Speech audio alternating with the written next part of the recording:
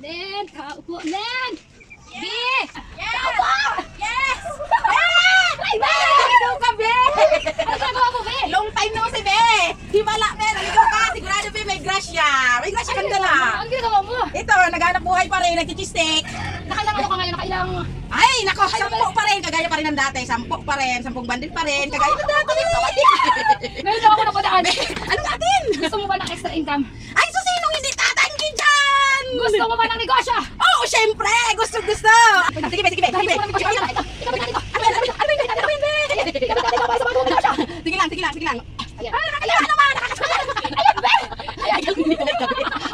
Ayan, ay! Dahil Yan gusto mo pala. lang, dahil gusto mo ng bagong negosyo, may pinadala! Ano yung Kuya Alan at si Ate Pia! Ito na!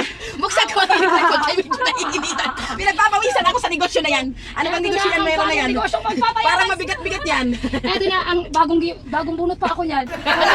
Dalawang ngipin ang pinunot sa akin. Ito ang bagong negosyo ang magpapayaman sa atin. Gawin ko kay Kuya Alan at kay Ate Pia. Kaya tayo, in action with Boy Abunda! Ayan, masasabi ko kay Kuya Alan at kay Ate Pia sa negosyo ito. Ay, syempre, maraming salamat sa libreng negosyo!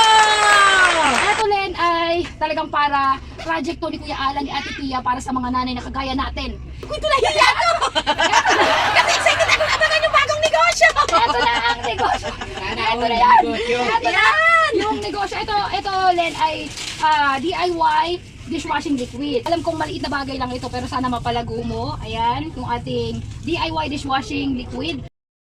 Maraming salamat po kay Kuya Alan at Ate Fia. At syempre, kay Tito Boy Abunda, meron na akong dagdag pang negosyo. Maraming salamat!